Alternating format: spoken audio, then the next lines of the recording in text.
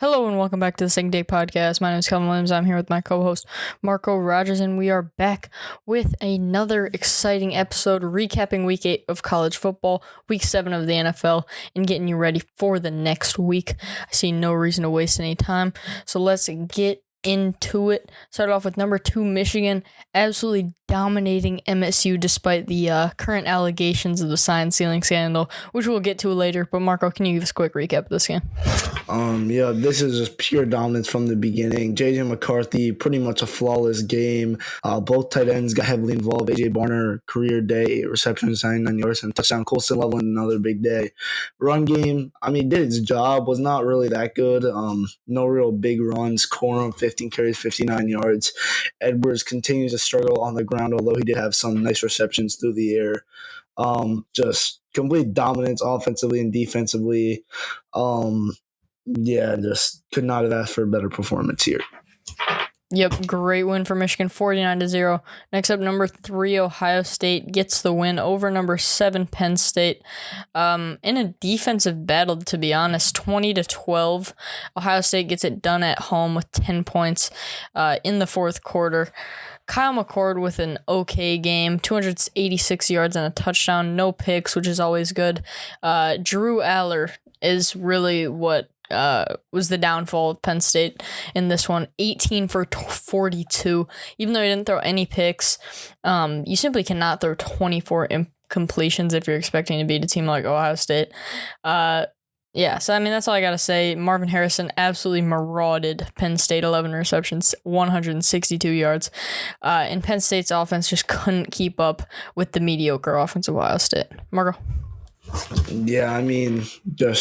Penn State, they had a really proven defense. Ohio State did about what I expected to offensively, maybe a little less. But Penn State's offense just sucks. Maybe this is Ohio State's defense really being elite this year, which I think they are significantly better than last year. I'm not sure if they should be holding Penn State to 12, but Drew Aller simply not that good. Inexperienced quarterback playing in a tough environment. Do understand it. He probably will play better in the Michigan game, but just really bad performance from this Penn State offense. But they still have hopes in front of them with that Michigan game and Ohio State. Hopefully they don't get too cocky. Well, hopefully they do, but for them, hopefully they don't get too cocky with an interesting matchup upcoming this week. They definitely have a tough one coming up. Next up, we have number 4, Florida State, taking down number 20, Duke, 38-20. Jordan Travis, 268 yards, 2 touchdowns, in 1 pick and a relatively mediocre performance. And Florida State was able to just put up enough points to get this one done handily. I honestly thought this would be a much closer game. And it was. Don't get me wrong.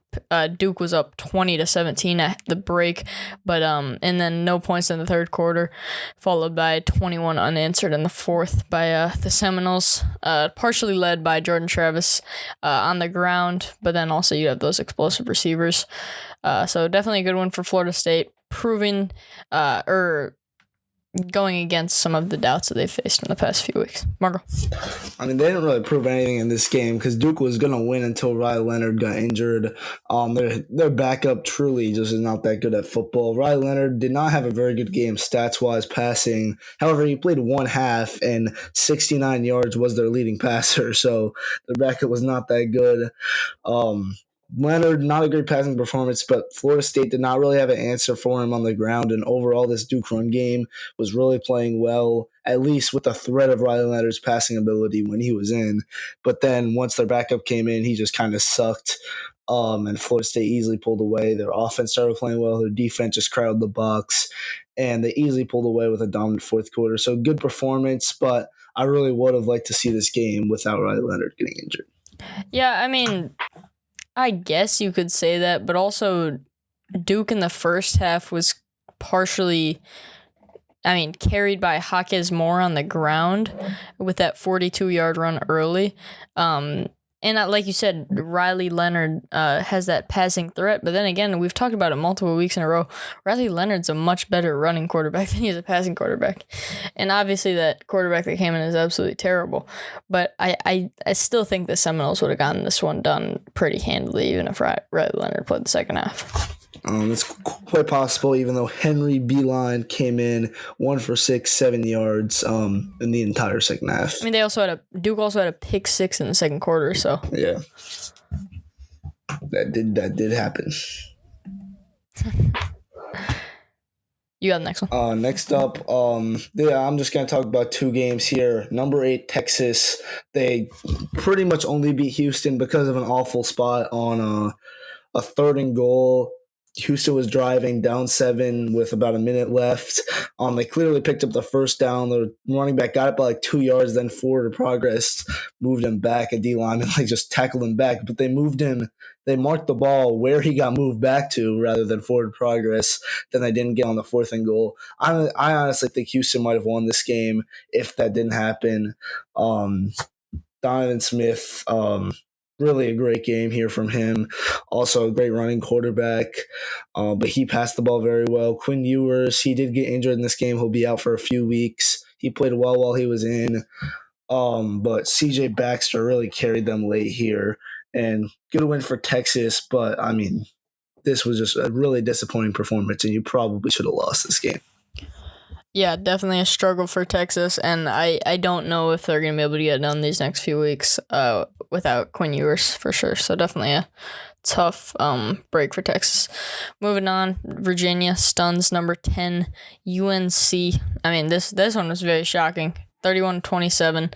This Virginia team was 1-5 coming into this game, and they improved to 2-5 against the number 10 team in the nation. So, I mean, absolutely shocking. Drake May only threw 1 pick, 347 yards, 2 touchdowns, which seems like a game the number 10 team in the country should win, especially when you have that coupled with 112 yards on the ground from Omarion Hampton.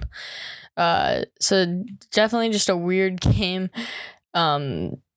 From North Carolina, they just simply couldn't get a stop, and that was all she wrote. Margo? Yeah, this North Carolina defense early in the year, they looked pretty good, kind of silencing the haters, saying that they had a bad defense, but here that really showed.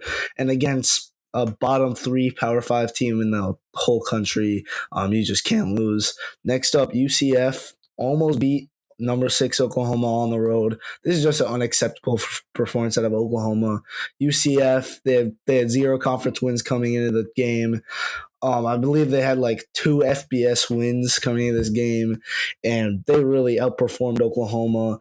Missed 2-point conversion with a minute left was the only reason why they lost. So both the Big 12 powerhouses really struggled against bad teams, kind of showing them one of them might slip up. Oklahoma has a tough game. Texas has a kind of tough game the next week. So I would not be shocked to see one of them slip up next week. Easily could happen. Next up, we have number 14 Utah beating number 18 USC. USC just continues to their downfall. Definitely a great win for Utah here on that game-winning field goal. USC had that game-winning drive with Zachariah Branch getting that huge punt return towards the end of the game, which put USC 1 pass away from a touchdown, which they delivered on the next play. But unfortunately, gave the Utes just a little bit too much time. Bryson Barnes leads the team down the field, and we get a game-winning field goal from the Utes. So definitely a great win for Utah. And USC just continues to prove to all of college football that you really need a defense if you're going to win games. Margo? Well, the biggest takeaway from this game is Sion Vaki, the Utah safety / offensive weapon, is truly that guy. 9 rushes, 68 yards, 5 receptions, 149 yards, along with a few tackles on defense. But that man was just unstoppable offensively. USC did not really have a guy that could tackle him or run with him, and that was pure dominance out of him, including 2 really big touchdown catches. Bryson Barnes showed a lot of heart there at the end, and Utah got a well-deserved win here on the road, pretty much ending Caleb Williams' college career as in terms of postseason hopes. Yeah, definitely kind of the end of both Caleb Williams' Heisman and playoff runs. Moving on, we have Number 5, Washington surviving against Arizona State, a 15-7 win, which is not what you want when you have a quarterback that's in Heisman contention. He threw 2 interceptions, not a single touchdown. So definitely his worst game of the season, without a doubt. And they just couldn't get anything going on the ground. So honestly, if you look at the stats, it's very impressive that Washington won this game. But then you see that they played Arizona State, who is 1-6 and 0-4 in the conference, and you realize why did that happen? Why couldn't they run the ball? Why did Michael Penix throw 2 picks and no touchdowns? So definitely a weird game for Washington. I fully expect them to bounce back next week, though. Marco? Yeah, I mean, you should not need a pick 6 to beat a team like Arizona State when your offense is supposedly that high powered. I mean, their offense legitimately just put up like 9 points on a pretty bad defense. This team's only win is to Southern Utah by 3 points. That should explain enough. This is truly disappointing. I do believe this is probably more of a fluke than what Washington really is, as Arizona State should not be competing with any top 50 team in the country. But yeah, just disappointing performance, though I do think that they will play better down the line. Yep, for sure. And then finally, Minnesota beats number 24 Iowa on one of the most controversial calls I've seen in a while in college football. So if you don't know, if you haven't seen the video, I recommend looking it up just so you can get the full context. But basically, Cooper DeJean gets a punt return with about, a minute and a half, 2 minutes left, and he does a thing where he's like saying no, like he's waving his arms to the sides, saying like don't touch the ball, but then he did end up picking it up, and he returned it for a punt return touchdown, which would have put Iowa into the lead. But the refs said that when he waved his arms out to the side, that was a fair catch, and then the ball was dead when he caught it. So that touchdown got called back, and Iowa wasn't able to get into field goal range to win the game, and Minnesota got the victory. I mean, that's one of the crazier things I've seen in a while, especially because, in my opinion, it didn't look like he called a fair catch at all, and 2, the defense didn't stop playing at all. So, I mean, in my opinion, that was a terrible call. But, Marco, what's your take on it? Yeah, I mean, at least should have been a flag for the defense trying to tackle him if he called a fair catch. Originally, they looked at the review to see if he went out of bounds, and they just said, oh, he did a fair catch. This wasn't my upset pick, though, so not going to be too unhappy. Iowa, they did have 2 yards of offense, I believe, in the second half, so not sure if they would have really done much if they did call that penalty. But, yeah, really tough loss for Iowa, though I believe they are still they're still likely going to win the Big Ten West since Wisconsin quarterback is injured. But definitely a tough loss for them. But I do believe they'll bounce back with their best defense in the Big Ten West. Yeah, for sure. And then moving on, just a quick mention about the current sign stealing scandal going on with Michigan. Marco, I'd just like to hear your thoughts on what's going on right now. Yeah, so they just, I believe, like a couple hours ago, it was official that Connor Stallions, the Michigan assistant who was briefly on the staff, he was on the staff, was pretty much having people go to games, film the sidelines of opponents, and get their signs, which pretty much every team does. But the rule is only in place because teams in like the 1970s the smaller schools could not afford like in-person scouting. So they pretty much made it so the bigger schools couldn't do it either. So it would make it more fair. They just haven't changed that rule for some reason, even though now all the teams have enough money. It shouldn't be a rule. I don't think we should have anyone's vacated, though it is very much possible. Harbaugh did not really have a direct connection to them as of right now, and I don't believe he did. But yeah, definitely tough for the program. But I do believe the players will stay laser focused and still get the job done this year. Well, yeah, and did you see that thing about the 600-page manifesto that guy wrote about taking over the program? Yeah. I mean that was not the that dude was a bit weird. So definitely glad he's out of the program. Yeah, I mean, there's going to be some penalties. I mean, the bottom line is just you can't let people that are beneath you do stuff like that, even if you didn't know about it. So Harbaugh's got to be more responsible at that. And it's just against the rules, even if it's a dumb rule. So you just got to be smarter. Okay, moving on. Heisman Trophy segment. We're each going to give our top 4 Heisman Trophy candidates at this point in the season, especially as we head into the kind of 2/3 point in the season. So, Marco, give me your top 4 list, going from 4 to 1. So my 4th Heisman candidate is going to be Dylan Gabriel. His team has a really good shot going 13-0, even though I did say they did, although they did have a bit of a trip up last week. All they have to really do is beat a lot of average teams, then beat Texas. And I believe if they do go 13-0, he has a really good shot. Averaging 340 passing yards per game, 71% completion percentage, 19 touchdowns at 3 picks. That is 6.3 touchdowns to 1 pick. So very good stats for him. At 3, I had Jaden Daniels, LSU quarterback. I mean, he is the only reason why this team is relevant. If they go 10-2, win the SEC East, upset Georgia in the SEC championship, I believe he has a very, very good case and should win the award if that happens. 321 yards per game, 73% completion percentage, 25 touchdowns at 3 picks. That's 8.3 touchdowns for each pick. That's truly incredible. Number 2, I got J.J. McCarthy. He has not had a bad game at all outside of the Bowling Green game, which is the only reason why his stats aren't elite. He has 257 yards per game, which is a little bit slacking, but that's because he pretty much comes out after the 3rd quarter in every game. 78% completion percentage, 18 touchdowns at 3 picks. That's 6-1. So yeah, very good stats for him. And at 1, I got Michael Penix Jr. Despite a really bad performance last week, I believe, as I said earlier, it was more of a fluke than something that will really be happening more. 71% completion percentage, 370 yards per game, 20 touchdowns at 5 picks. That's 4 touchdowns to 1 pick. Just really good stats for him. And he's leading a team who was not expected to be as good to a possible playoff appearance. So that is why he's my number 1. Yep, definitely a respectable list. At so for my list at number 4, I have the bodacious Bo Nix. Even though they took that loss to Washington, I still think he's one of the best players in college football. Number 3, I got Jaden Daniels for the same reasons that you do. Even though they have 2 losses, he's just absolutely backpacking his team, as one says. And I mean, he's just playing great despite his lack of help, I should say, from his team.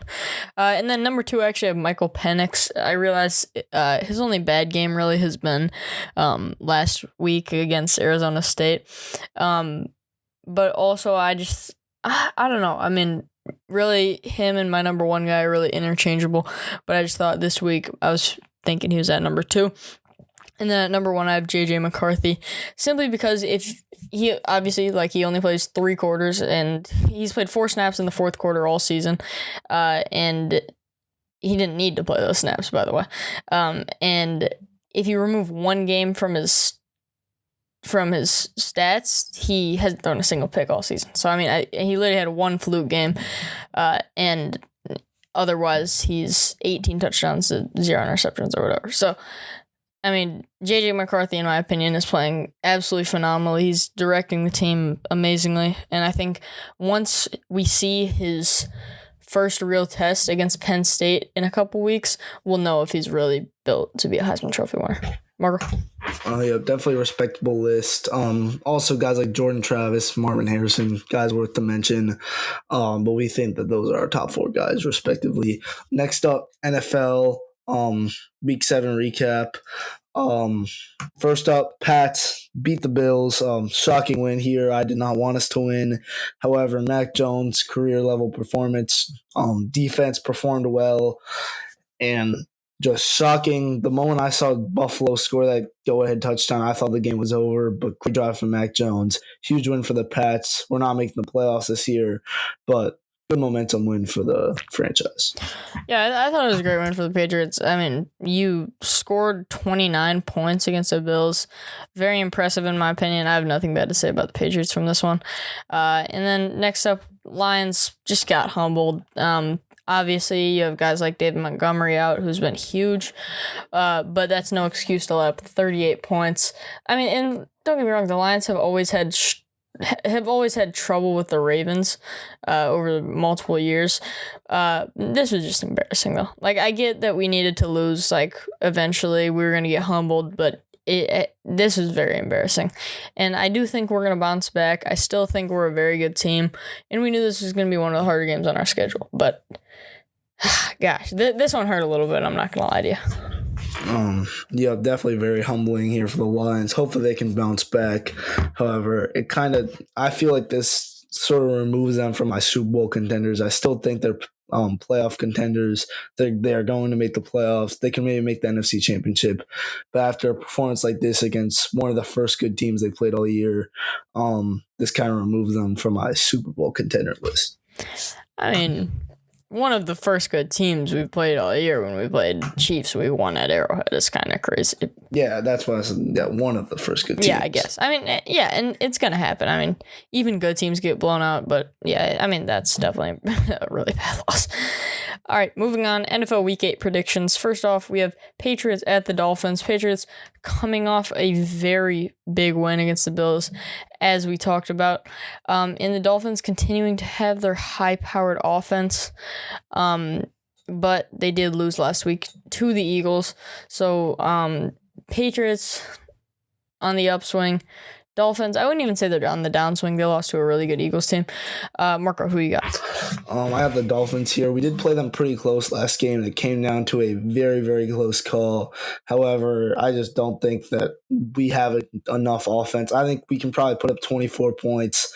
Give me Dolphins 31-24 here. Pretty close. Comes down the wire, but they get it done at home. Yeah, I mean, I hate to say it to my Patriots fans out there, but Dolphins are going to get this one done, and Patriots are going to be kind of sealed off from the playoffs, without a doubt, regarding anything crazy. So, all right, moving on, we have Raiders at the Lions. Personally, I think the Lions, good bounce back week. I think Dan Campbell talks to the guys. It's Monday night. We watched everyone play already. We're ready to go. Amon-Ra St. Brown has a big game. Jameson Williams catches a deep ball, and the Lions get it done at home. Yeah, I mean, playing against a Brian Hoyer-led team, there's really no excuse for losing. They just lost to the Bears with a D2 quarterback by 18. That's how bad this team is. They did just beat the Patriots 2 weeks ago, but, I mean, that was quite a bad performance from us. Give me the Lions here big. Raiders are a extremely poverty franchise. As one says. And moving on to our final segment, college football week 9 predictions. Let's get it going with number 1 Georgia at Florida. Marco. I think this game is going to be scary close here for the Dogs. Without Brock Bowers, pretty much your whole offense in those close games that you had. He carried you out of the Auburn game, carried you out of the South Carolina game. You're not going to have him here. I think that Florida really, really takes this one down the line. Graham Mertz has been shockingly good this year, proving that the SEC is severely worse than the Big Ten, obviously. The run game has been very solid. I think this is going to be a game that comes down to the wire in the swamp. Big time rivalry. I mean, I honestly, like, this is a coin toss for me. Give me Georgia here, though, because I think Georgia either blows out Florida by 20 or Florida wins close. But I think due to the fact that there's a chance Georgia could just come out really, really good, give me Georgia here. But I really don't know where to go with this game. Yeah, I mean, this is definitely a tough one, but I agree with you. I think Georgia definitely squeaks by with a wing here. Moving on, number 8, Oregon at number 13, Utah. Utah, coming off that big win against USC last week, proved that they can hang with some of the better offenses in college football. I mean, obviously USC's defense is terrible, but proved that they can put quite a few points on the board. But the Oregon Ducks can do the same thing, putting up 553 average yards per game. Give me the Ducks. Bo Nix has a great game, and the Utes just can't handle it. Marco? Well, Utah finally found their quarterback last week. Bryson Barnes, probably the best game of his career. I think he kind of builds off that. This game is going to be one in the trenches. 2 great rushing teams, both run for over 180 yards a game, and both defenses allow under 100 yards rushing a game. So 2 teams very strong in the trenches. They actually allow the exact same amount of pass yards per game at 217.4.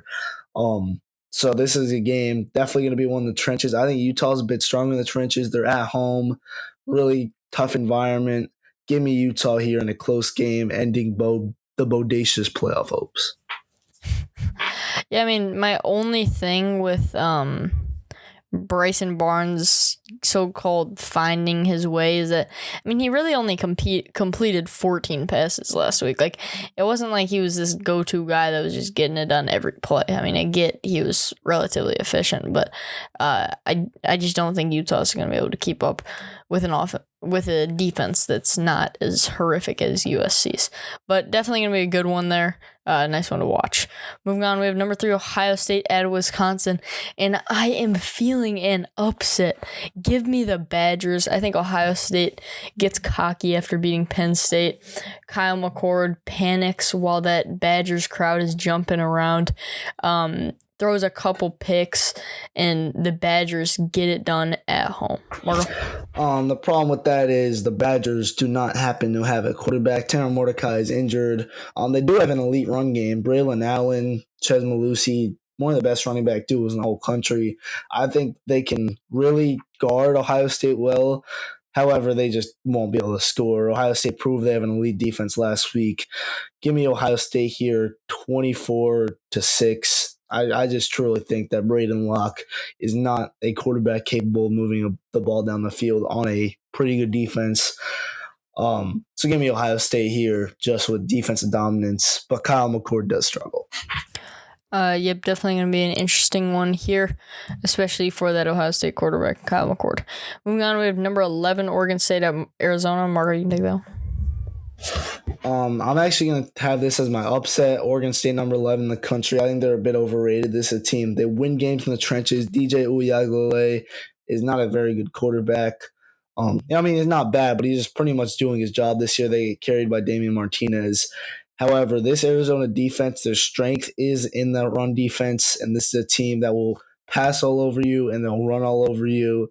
I think that they pull off the upset. I mean, this is a team, they just dominated Wazoo by like 40 points on the road. Wazoo handily beat Oregon State. Obviously, the transitive property doesn't really work, but I mean, I think that does show a little bit that Arizona can hang with the big dogs and dominate some big dogs. So give me Arizona here. And I don't think that this game is going to be within a score. I think they handle it pretty easily and prove that they're actually a pretty good team in the Pac-12. Yeah, I mean, I don't think anyone thinks Arizona's a bad team at all. I mean, their only bad loss really has been Mississippi State pretty early on in the season, and then other than that, there are 2 other losses were to number 7 Washington and number 9 USC at the time, both within 7 points. So I mean, this Arizona team is not bad at all. I don't mind your pick. I think DJ Uiagalelei puts up enough points for the Badger, or not for the Badger, or for Oregon State, and they get the job done.